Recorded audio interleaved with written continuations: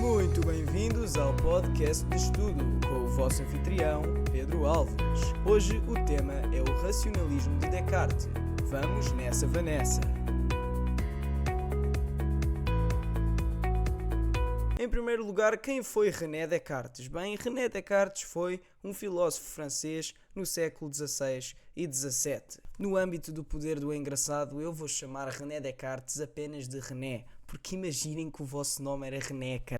Que merda de nome, foda-se. Então imaginem, está René a viver a sua vida normal, a dissecar cãezinhos, e ele começa a fazer as seguintes perguntas. Será que o ceticismo radical está certo? Será realmente verdade que não conhecemos nada? Será que o conhecimento não é possível? Bem, deixando isto muito claro, René acha os ceticistas uns grandes burros, mas eles fazem umas perguntas que fazem um gajo pensar. Então a primeira coisa que ele fez para demonstrar que efetivamente o conhecimento era possível é começar a pensar um bocado como um ceticista. Ele começa por avaliar tudo o que tinha aprendido e concluiu que existem muitas obscuridades e incertezas na filosofia e nas ciências. Isto fortalece a ideia do ceticismo. Então, René quer contrariar o ceticismo e isso implica que ele precisa distinguir as ideias corretas das incorretas, eliminar os erros, substituir as dúvidas por certezas e, por último, mas não menos importante, para contrariar o ceticismo, René precisa encontrar um fundamento para o conhecimento. Isto terá de ser uma crença indubitável e básica. Esta crença que contraria o ceticismo tem que ser indubitável porque ela tem que ser totalmente certa e estar acima de qualquer dúvida. Isto permite responder ao argumento dos céticos dos enganos sensoriais, e esta tem também de ser básica porque se for completamente evidente e não necessitar de justificação exterior, conseguirá responder ao argumento cético da regressão infinita da justificação. Então, René precisa desta crença do caralho para conseguir responder aos dois grandes argumentos dos céticos e destruir a teoria deles. Então, vamos avançar. Epá, eu disse aquilo tudo de seguida, então este vamos avançar foi mais um por amor de Deus, quero parar de gravar. Enfim, nota importante. Eu há bocado disse ceticistas, mas isso é porque eu sou estúpido. Não existe ceticistas, existem céticos. Portanto, por favor, não escrevam ceticistas no teste. Eu vou atrás de vocês. Aí é bem, malta, pus o Where Is My Mind dos Pixies a tocar no editor de vídeo sem querer, pá, eu não sei como tirar, então agora vai continuar a tocar. Malta, Where Is My Mind, onde está a minha mente, está na filosofia, vamos nessa, Vanessa! Portanto, para responder ao ceticismo, René propõe-se a encontrar pelo menos uma crença que fosse absolutamente certa e indubitável. Com este objetivo em mente, René decide levar o ceticismo ao extremo e vencê-lo no seu próprio jogo, ou seja, decide recorrer ao próprio ceticismo como método para provar que o ceticismo está errado. René é um filho da mãe, não é? Fogo, esse gajo, meu, se ele fosse vivo hoje. Enfim, René pensou que se ele duvidasse de tudo, talvez poderia encontrar algo absolutamente indubitável, ou seja, através da dúvida ele consegue encontrar algo induvidável. Isso não é uma palavra, não utilizem essa palavra. Uma crença com as características mencionadas iria constituir uma base sólida sobre a qual ele pode de seguida edificar com segurança o conhecimento. Portanto, René, através da dúvida, vai tentar encontrar a base do conhecimento. Então, qual é o objetivo de René? O objetivo de René era estabelecer um conhecimento seguro e indubitável, ou seja, encontrar pelo menos uma crença básica que pudesse servir de fundamento para o conhecimento. O método para René alcançar este objetivo será o método da dúvida metódica ou cartesiana. Este método consiste em duvidar de tudo que se possa imaginar e averiguar se algo resiste a este processo, de modo a obter um conhecimento seguro e indubitável. Então, este é o projeto cartesiano, cujo objetivo é obter um conhecimento seguro e o método é a dúvida metódica. A dúvida metódica distingue-se da dúvida cética, no entanto. Isto porquê? Porque a dúvida cética era permanente, porque esta é a conclusão a que os céticos querem chegar, ou seja, é o ponto de chegada, e este ponto de chegada é o conhecimento não é possível. A dúvida cartesiana ou metódica, no entanto, é um ponto de partida apenas, ou seja, é um meio para alcançar a verdade, pois a mesma consiste em rejeitar como falso tudo o que seja meramente duvidoso até encontrar-se algo ou uma crença que seja absolutamente certa e indubitável, resistente a qualquer dúvida. Então a dúvida cartesiana não é o ponto de chegada, é só o ponto de partida. Nós começamos por duvidar, mas no final nós não duvidamos mais, porque vamos encontrar a crença indubitável e completamente segura. Portanto, em resumo da merda toda que eu acabei de largar em cima de vocês, a dúvida metódica é o método utilizado por René para alcançarmos o conhecimento, provarmos que o ceticismo é implausível e insustentável, e é o método onde consideramos provisoriamente falso tudo o que seja minimamente duvidoso. Portanto, se nos pedirem para descrever a dúvida cartesiana ou metódica pelas suas características, temos que dizer que esta é metódica, pois é apenas um método para descobrirmos um conhecimento seguro. É universal, porque aplica-se a tudo. E é radical, porque a dúvida aplica-se às fontes do conhecimento, os sentidos e a razão, e não a coisas individuais, como por exemplo, sei lá, a cor do tronco de uma árvore. Enfim, porque se nós formos realmente duvidar de todas as coisas na existência, uma a uma, vamos ficar cá a nossa vida toda a duvidar de. Esta dúvida cartesiana também é provisória, porque, diferentemente da dúvida cética, ela não é definitiva, ela não é o fim, é um instrumento para chegarmos à verdade e não realmente a verdade. E esta também é hiperbólica, porque percebemos que há um claro exagero no conceito de rejeitar como falso tudo o que for minimamente duvidoso. Ou seja, estamos a exagerar para efetivamente conseguirmos encontrar o que queremos. Mas bem, malta, quais é que são as razões que justificam a dúvida metódica? Quais é que são as razões que levam René a utilizar este método? Bem, temos o argumento das ilusões dos sentidos, da indistinção vigília-sono, dos erros de raciocínio e, por fim, a hipótese do gênio maligno. Vamos falar sobre isto agora. Então, uma característica muito importante da dúvida metódica é que esta é aplicada sequencialmente, é aplicada através de um percurso sequencial. Esta aplica-se às nossas principais fontes de crenças, como eu já disse, os sentidos e a razão, e não individualmente a cada uma das nossas crenças. Então, em primeiro lugar, vamos aplicar esta dúvida metódica aos nossos sentidos e vamos avaliar que os sentidos não são uma fonte segura de conhecimento. Isto porquê? Vou de seguida citar o argumento. Os nossos sentidos enganam-nos algumas vezes. Se os nossos sentidos enganam-nos algumas vezes, então não podemos saber se nos estão a enganar neste momento ou não. Se não podemos saber se os nossos sentidos nos estão a enganar, então não podemos confiar neles, logo não podemos confiar nos sentidos. Algo importante notar, porque pode aparecer uma escolha múltipla, é que a segunda premissa deste argumento dos sentidos enganadores não é plausível. Não é porque os sentidos nos enganam às vezes que nós podemos assumir que eles estão a nos enganar sempre. Até porque muitas vezes, quando os sentidos nos enganam, também são os sentidos que depois nos esclarecem. Por exemplo, nós vemos uma coisa mal, ou sentimos o cheiro de nuggets e afinal são rissóis. Quer dizer, nós verificamos que afinal eram rissóis também com os nossos sentidos. Da mesma forma que os sentidos nos enganaram, eles também nos podem esclarecer. Mas pronto, René não quer mesmo acreditar nos sentidos. Ele, teve um problema com os sentidos e já não quer confiar neles. Portanto, ele vai reforçar este argumento com o argumento da indistinção vigília-sono. E este argumento diz o seguinte. Este argumento essencialmente diz que alguns sonhos são muito nítidos e semelhantes às experiências que temos quando estamos acordados. Quando uma pessoa está a sonhar, ela acredita que o sonho é real e está mesmo a acontecer.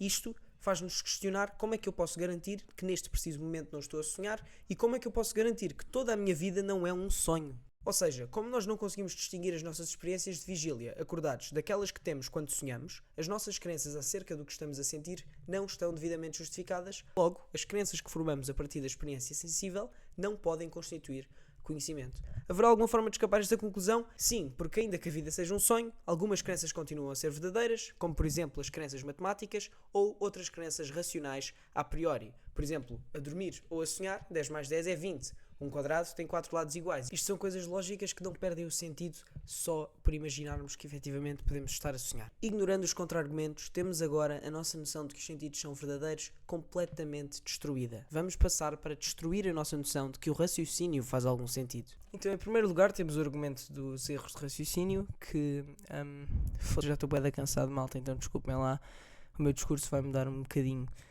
Mas o argumento dos erros de raciocínio diz essencialmente que se os nossos raciocínios às vezes são burros, isso significa que nós podemos ser burros o tempo todo, então não podemos confiar nos nossos raciocínios. Isto obviamente não é plausível, não faz muito sentido, porque este argumento parece presumir demasiado. Mas, de qualquer forma, René acredita neste momento que nós não devemos acreditar nos nossos raciocínios. Porquê?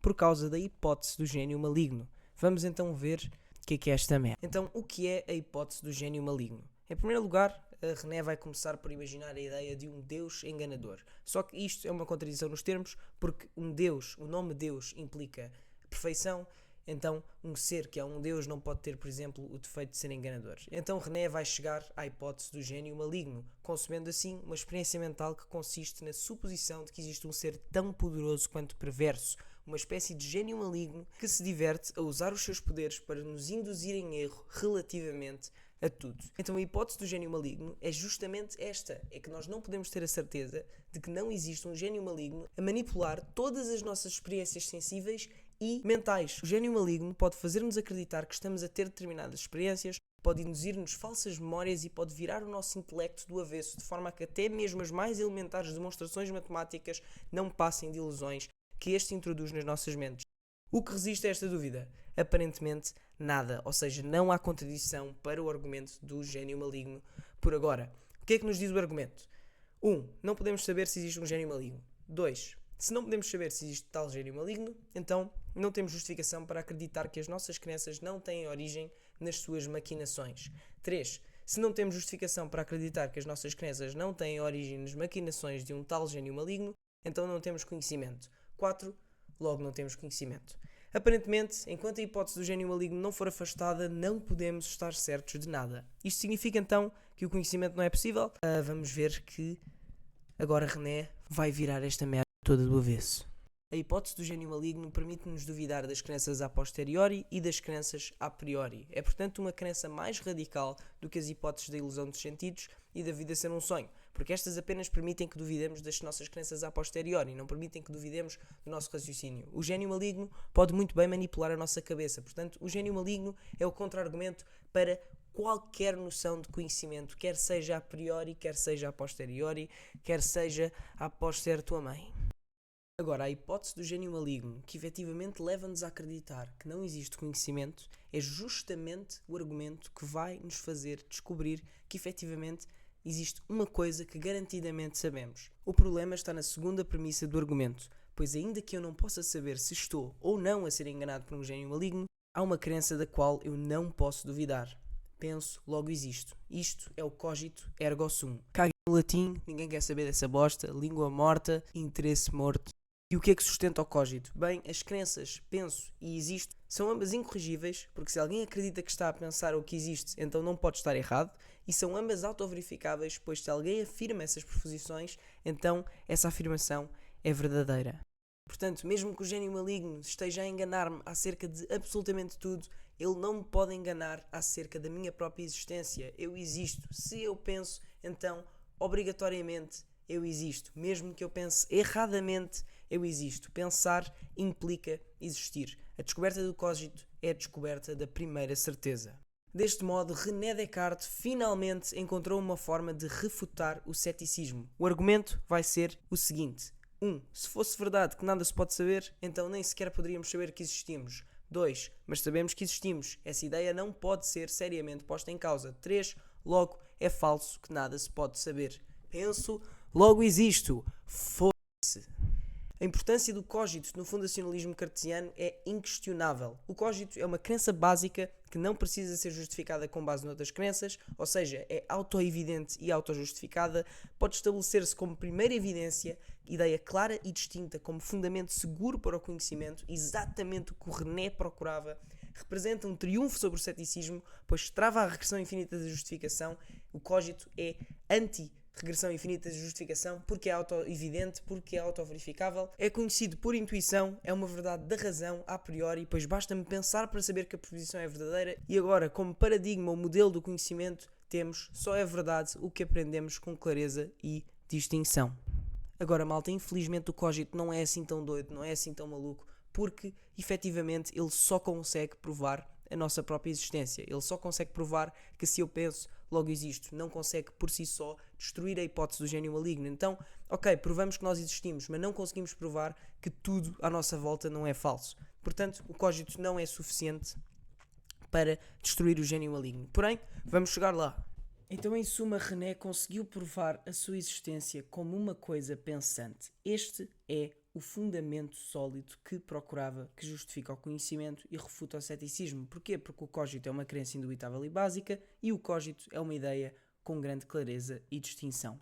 Este conceito da coisa pensante é a nossa introdução ao dualismo cartesiano, que também pode ser chamado de dualismo corpo-alma. E ele diz justamente isto, é que nós podemos existir sem o nosso corpo. René diz que é capaz de imaginar existir sem o seu próprio corpo, mas não é capaz de existir sem a sua alma, apenas no seu corpo. Ou seja, isso implica que a alma e o corpo são coisas diferentes que estão correlacionadas. Ele conclui assim que nós existimos como res cogitans, isto é, uma mente ou uma alma imaterial que existe independentemente do corpo e que é de natureza inteiramente distinta do mesmo. Vamos ver o argumento. Posso conceber que existe sem corpo, não posso conceber que existe sem ter uma alma ou uma mente. Se posso conceber que existe sem ter um corpo, mas não posso conceber que existe sem ter uma mente ou uma alma, então a mente e a alma não são iguais ao corpo. Logo, a mente-alma não é igual ao corpo. A parte 2 deste argumento, que essencialmente define isto como uma regra, é bué complexa, mas eu vou dizer a mesma. Uma determinada propriedade faz parte da essência de X, se e só se não é possível conceber X sem essa propriedade. Logo, ter uma mente-alma e não um corpo faz parte da minha essência. Ou seja, Descartes, René, está a dizer que nós existimos além do nosso corpo. E essa existência é essencialmente a nossa mente-alma que está interligada. Isto é muito difícil de explicar. Eu estou aqui a pensar. Bem, vamos olhar para as premissas do dualismo cartesiano. A primeira premissa é: posso conceber que existe sem ter um corpo. Isto justifica-se com base na hipótese do gênio maligno. Eu posso imaginar que existe um ser que me engana, fazendo-me acreditar que tem um corpo, quando na realidade isto não passa de uma ilusão. A premissa 2 diz que não posso conceber que existe sem ter uma mente-alma. Fundamenta-se na evidência do cogito. Ainda que exista um gênio maligno e que eu não possa ter uma existência física, não posso duvidar de que existo enquanto ser pensante. Assim, ainda que possa imaginar que não tenho um corpo, não posso imaginar que não tenho uma mente-alma. Ou seja, nós não existimos sem mente-alma. E por fim, a terceira premissa diz que se eu posso conceber que existe sem ter um corpo, mas não posso conceber que existe sem ter uma mente ou uma alma, então a mente-alma não é igual ao corpo. Se a mente e o corpo fossem uma e a mesma coisa, tudo o que podemos dizer acerca de uma, poderíamos dizer acerca da outra. Por exemplo, se a maçã que eu e tu queremos comer são afinal uma e a mesma maçã, então não pode acontecer que uma delas seja vermelha e outra não. Do mesmo modo, se a mente e o corpo fossem uma e a mesma coisa, então não se daria o caso de podermos conceber existir sem um corpo e não podermos conceber existir sem uma mente. Ou seja, a merda da hipótese. O gênio maligno lixou com esta cena toda, porque provamos que nós existimos, porque pensamos, mas não provamos que o nosso corpo existe, provamos que nós existimos. E o que é que somos nós? Somos a mente, somos a alma. Então, isto é o dualismo corpo-alma, dualismo cartesiano. Agora, para entendermos o que é afirmado na premissa 5, vamos imaginar o seguinte. Consegues imaginar o que seria um quadrado sem ter 4 lados? Não, pois não. Então, é porque ter 4 lados faz parte da essência de um quadrado. Ora, acrescentando esta ideia àquilo que é afirmado na premissa 2, não posso conceber que existe sem ter uma mente-alma, René é conduzido à conclusão de que, essencialmente, uma mente... Ia pô, por si nenhuma disto, espera aí. Fazer 4 lados faz fazer sendo um quadrado. Então isto é afirmado na premissa 2.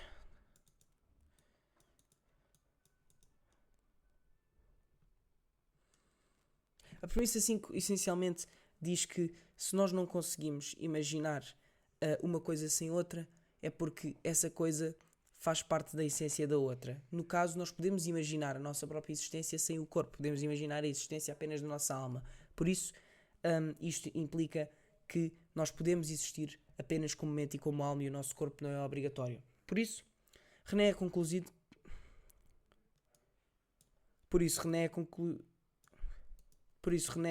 à conclusão de que a mente e o corpo são coisas distintas. Ok, pronto, o que eu estou a dizer faz sentido. Esta posição chama-se dualismo cartesiano ou dualismo mente-corpo, que defende que existem duas esferas da realidade de natureza inteiramente diferente, o corpo de natureza física e a mente-alma de natureza imaterial. Ok, consequentemente, enquanto não provamos que o gênio maligno não existe, a única coisa que podemos saber é que existimos enquanto seres mentais espirituais, mas nem sequer podemos ter a certeza de que este corpo que representamos como nosso realmente existe. Esta parte tive que ler, porque isto é bué complexo de explicar. Mas pronto, vamos avançar. Agora, vamos elaborar um bocadinho sobre a clareza e distinção das ideias como critério de verdade. René considera que, uma vez que o que torna o cogito uma crença tão evidente não é mais do que o seu elevado grau de clareza e distinção, estas características deveriam ser adotadas como critério de verdade. Ou seja, nós encontramos algo que é verdade, o cogito, penso logo existo. E o que é que o cogito é? O cogito é muito claro e distinto. Ou seja, vamos considerar estas características critério de verdade. Vamos considerar que tudo o que é verdade vai ter estas características. Assim, podemos distinguir o que é verdadeiro do que é meramente duvidoso ou falso. Assim, o cogito não só fornece um fundamento seguro para o conhecimento, mas também um modelo daquilo que devemos perseguir na procura de um saber seguro e indubitável. O critério de verdade, então, só devemos considerar verdadeiro aquilo que, à semelhança do cogito, concebemos de forma absolutamente clara e distinta. para estarmos todos na mesma página, uma ideia é clara quando a razão nos mostra que ela é verdadeira sem a mínima possibilidade de erro, e uma ideia é distinta quando não se confunde com nenhuma outra ideia. Enfim, entramos num impasse. Porquê? A clareza e a distinção pode constituir o critério de verdade? Neste momento, sobre o percurso da dúvida metódica, não. O gênio maligno não nos pode enganar acerca da nossa existência, mas pode enganar-nos acerca das outras coisas. Por causa disto, nós estamos num estado chamado de solipsismo.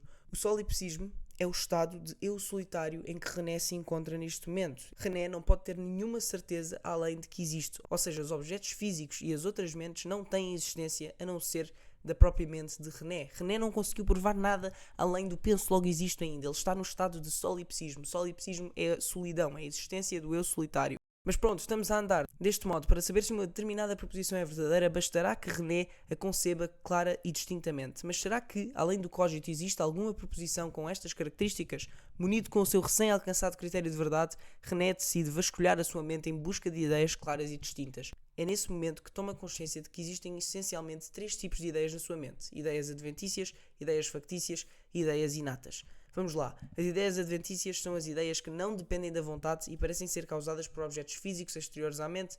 Exemplos são mesa, cadeira, calor. Ou seja, eu não tive a ideia de mesa, a mesa existe e eu concebo a mesa, isso é uma ideia adventícia. As ideias factícias são ideias inventadas pela vontade e imaginação a partir de outras ideias, por exemplo, sereias, unicórnios e centauros. Ou seja, eu peguei numa ideia adventícia, que é o cavalo, e misturei com a ideia adventícia de peixe e criei a ideia factícia de sereia. São coisas imaginárias. As ideias inatas são ideias que parecem ter nascido connosco, pois não... Connosco, Luís e Daniel, eu sei dizer esta palavra. Pois não parecem ter sido causadas por objetos físicos exteriores à mente, nem dependem da vontade. Isto é, não são criadas pela imaginação. Dependem apenas da nossa capacidade de pensar, ou seja, correspondem a conceitos matemáticos, como os conceitos de número, triângulo, círculo, etc. E a conceitos metafísicos, como os conceitos de substância, verdade e Deus. A razão é fonte das ideias inatas. Para René, as ideias inatas são mais claras e distintas do que as outras ideias. E agora estamos a chegar aqui a uma cena bué poderosa. René diz que a ideia de Deus é-lhe inata, do mesmo modo que é inata a ele a ideia de ele mesmo. A ideia do penso logo existo vem da razão, da mesma forma que a ideia de Deus também vem da razão. É um conceito que nós criamos através de um raciocínio na nossa cabeça, não por vontade e não por estímulo externo a nós. Os empiristas, isto é a crítica empirista ao inatismo de Descartes, dizem que a experiência é a principal fonte do conhecimento humano.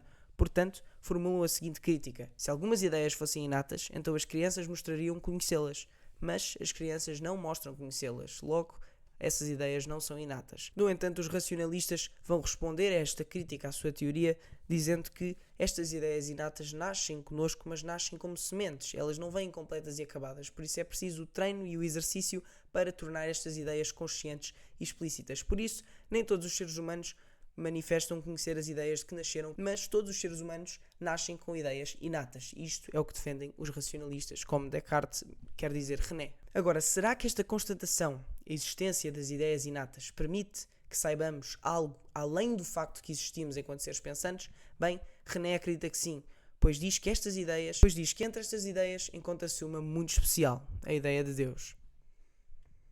Estamos a chegar lá, malta. René vai chegar ao seu argumento retardado.